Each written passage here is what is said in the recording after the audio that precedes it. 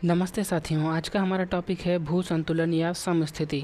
आज की इस लेक्चर में हम पढ़ेंगे भू संतुलन या समस्थिति की परिकल्पना के बारे में। थ्योरी ऑफ आइसोस्टेसी क्या है, इसके बारे में पढ़ेंगे। तो चलिए देखते हैं क्या है थ्योरी ऑफ आइसोस्टेसी। सबसे पहले इसका परिचय देख लेते हैं, अर्थ एवं परिभाषा क्या है इसकी।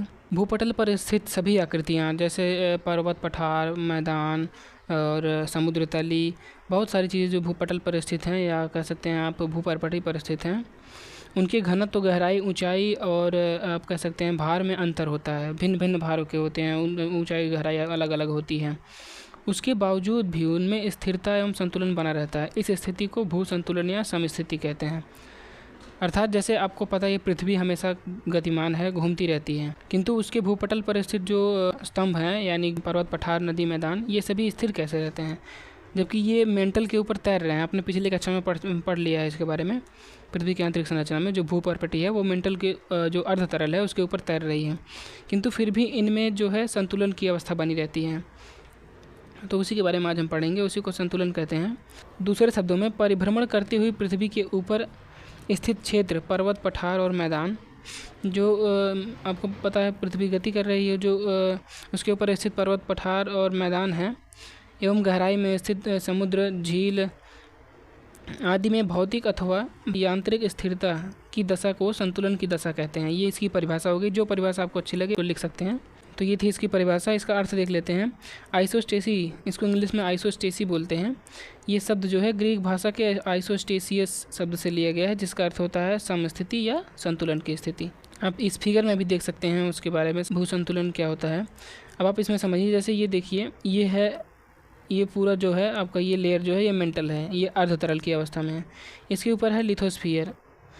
अब जो है आप यहाँ देखिए, यहाँ पर्वत है, पठार है, मैदान है, घाटी है और ये समुद्र तली है, किंतु जो इसका देखिए, जो जैसे लग रहा होगा यहाँ का भार अधिक है, यहाँ का भार कम होगा, तो इसमें जैसे कोई परिवर्तन क्यों नहीं आता है, ये स्थिर कैसे रहता है फिर भी।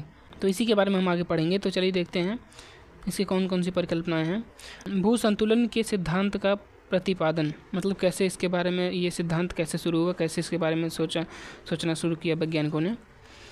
तो संतुलन के सिद्धांत का विचार अचानक ही भूगर्भवेत्ताओं के मस्तिष्क में आया जब 1859 में सिंध गंगा के मैदान के अक्षांशों के निर्धारण हेतु भू सर्वेक्षण सर जॉर्ज एवरेस्ट के निर्देशन में हो रहा था।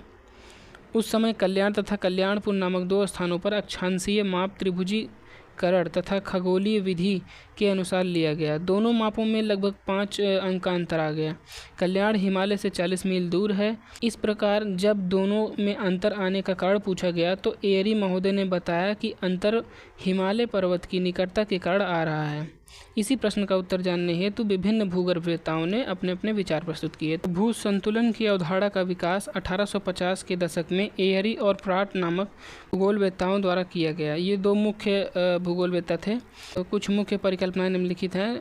ये मतलब कौन कुछ वैज्ञानिकों ने दी थी। पहला है प्राट की परिकल्पना, दूसरा एयरी की परिकल्पना, तीसरा हेफोर्ड एवं बोवी की परिकल्पना, जोली एवं आर्थर होम्स की परिकल्पना, हेस्कॉनन की परिकल्पना। इसमें दो ही हमें पढ़ना। ये जो दो परिकल्पनाएं हैं यही मुख्य हैं। इन्हीं की जो विस्तार पूर्वक या आलोचना करके या इन्हीं से कुछ परिवर्तित करके ये सभी परिकल्पनाएं बनी हैं। तो यही दो हम पढ़ेंगे। तो चलिए देखते हैं सबसे पहले प्राट की परिकल्पना क्या है। तो प्राट नामक जो भूगर्भवेत्ता थे उन्होंने अपनी परिकल्पना दी थी। प्राट महोदय ने कल्याण तथा कल्याणपुर के लिए जो अक्षांशीय माप लिए गए थे उनके अंतर जो आए थे, 5 अंकों के जो अंतर आ रहे थे, उनके बारे में भली भांति अध्ययन किया और उसके जो सीमावर्ती मैदान थे उनकी चट्टानों का अध्ययन किया और उसके आधार पर बताया कि जो पहाड़ों का घनत्व है वो पठारों से कम है और जो पठारों का घनत्व मैदानों से कम है तथा मैदानों का घनत्व समुद्र तली से कम है। ये इन्होंने बताया। इनके अनुसार एक क्षतिपूर्ति रेखा होती है जिसके ऊपर घनत्व में भिन्नता रहती है तथा नीचे समानता रहती है। आप इस फिगर में देख सकते हैं, ये है क्षतिपूर्ति रेखा इनके अनुसार। तो इन्होंने जो बताया कि जैसे आप इसमें इस फिगर में देखिए, जो ब्लैक कलर का है इसका अधिक घनत्व है और ये कम ब्लैक है इसका घनत्व कम है, फिर इसका इससे कम है, इसका इससे कम है, इसका इससे कम है। तो इनके कहने का मतलब ये है आप जो सबसे छोटा वाला है इसका घनत्व अधिक है, सबसे जो बड़ा वाला है इसका घनत्व बहुत कम है, इसीलिए बड़ा है। तो यहाँ इस लाइन पे आकर इन सभी का जो भार है वो समान हो जाता है। तो इससे क्या है, संतुलन बना रहता है। इन्होंने ऐसे ही बताया, ऐसे ही सिद्धांत देकर। तो इनका यही मत था।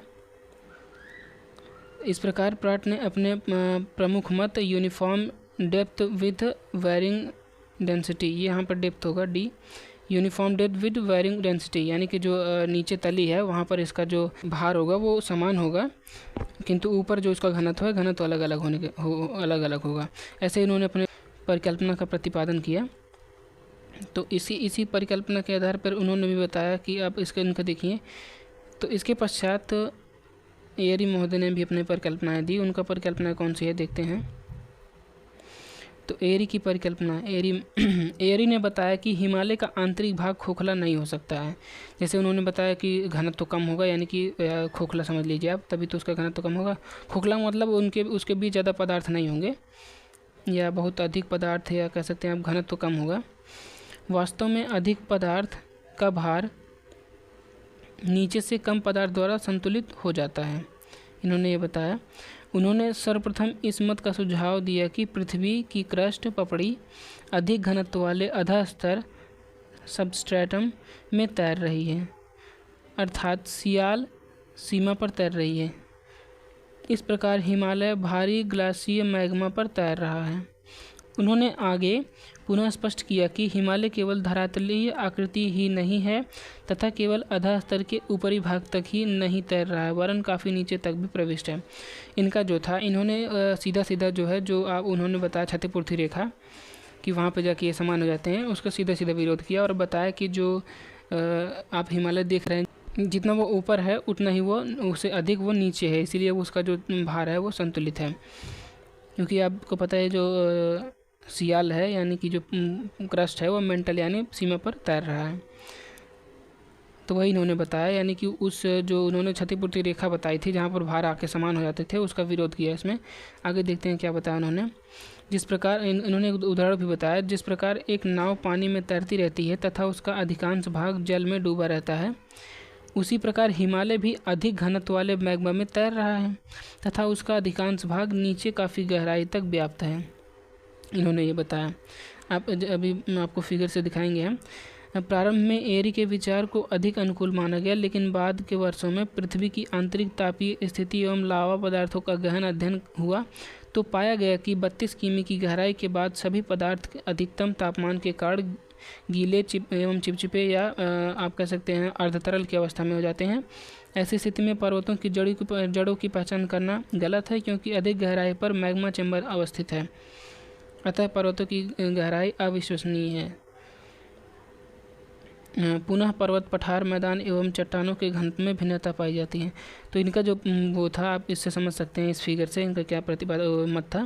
जैसे इन्होंने बताया कि एक जो है क्षतिपूर्ति रेखा होगी, वहाँ जाके सबका भार समान हो जाता होगा, इसी वजह से संतुलित होंगे। और इन्होंने क्या बताया, यहाँ पर कोई क्षतिपूर्ति रेखा नहीं है, आप यहाँ देख सकते हैं।